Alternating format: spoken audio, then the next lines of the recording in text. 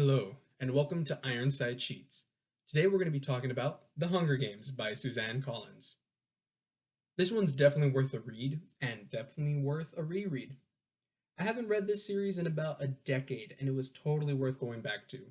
While you may not use the same colorful language I did, you will probably berate certain characters throughout the story because there really isn't a reason not to, especially Katniss.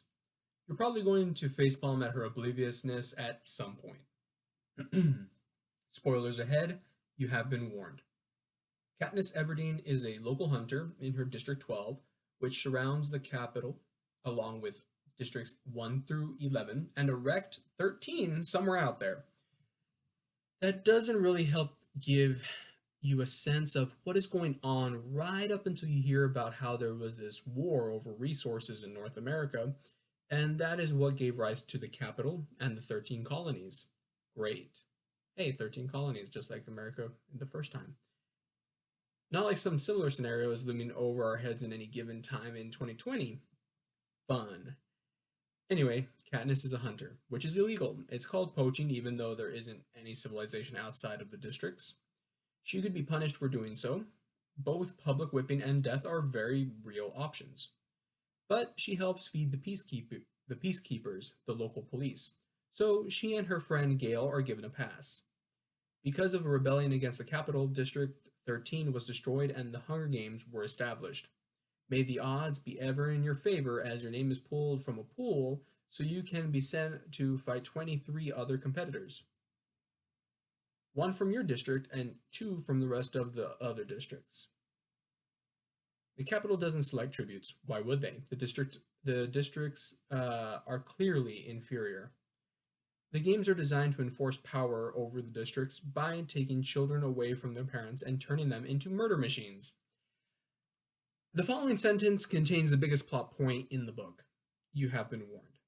Primrose, Katniss's little sister, has her name entered into the pool once out of thousands of entries, and she is selected. Because Katniss loves her, she volunteers as tribute and takes Primrose's place. Peeta Mellark is chosen next, but no one volunteers for him. The rest of the plot hinges off that one point, so if you haven't read the book, one, what are you doing? It has been out for years. Two, go and read it. After Katniss and Peeta are taken to the capital to prepare for the games, Katniss finds out that she sucks at being likable. But Peeta saves her image time and again by not only being a likable person himself and bringing up the atmosphere of the room, but by, spoiler, professing his love for Katniss on live television. Now, Katniss is a heartthrob. Go Katniss! Then the games play out, and if you haven't read the book, do so. If you just saw the movie, you saw a poor imitation. They couldn't even get the golden cornucopia right. It says golden in the books, people. It's silver and metal plating in the movie.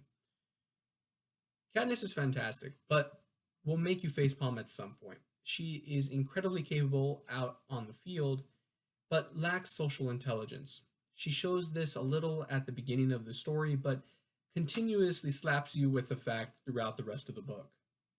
It is both frustrating and oddly amusing.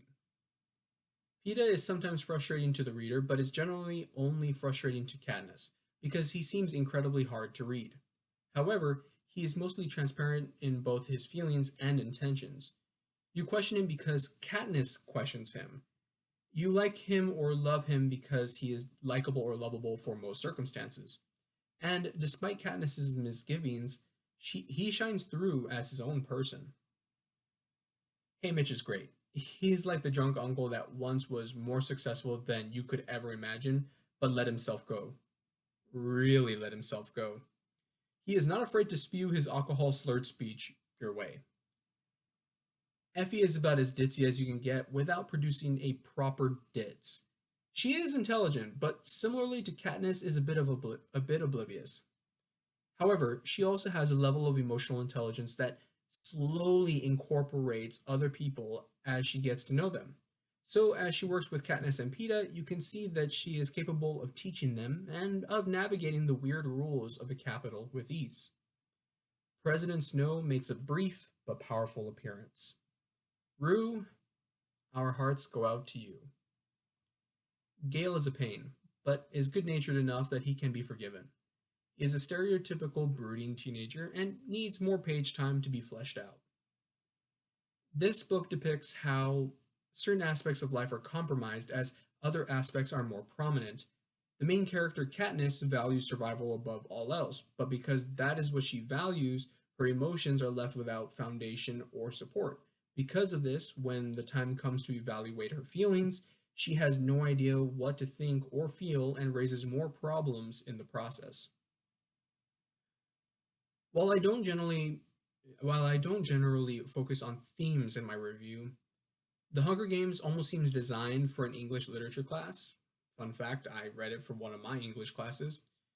Debt is the central theme, as in no one wants to be in it, but it keeps getting racked up anyways. Sounds like real life. Hope intertwines with the aspects of survival and debt, but in the background compared to the others. Yeah. So, to get through this interview, I listened to Avenger by Titan Slayer on loop. No collaborations, no sponsorships, just a good song to get your work done too. Thank you for reading. Well, thank you for listening. Man, I gotta fix that in my scripts. Thank you for listening and have a great day. All right, everybody. Thanks for sticking with me until the end. If you want more content, you can check out my website, which has more reviews I've done as well as books I've written. You can follow me on Instagram, where I post what I am currently reading, as well as the progress I've made on my latest book. Both are linked in the description. Here on YouTube, you will find the audio version of the reviews I've done, answers to your questions, which you can ask me through my Instagram, and reviews on short stories that I otherwise wouldn't be able to write full reviews on. Thanks again for watching, and I'll see you next time.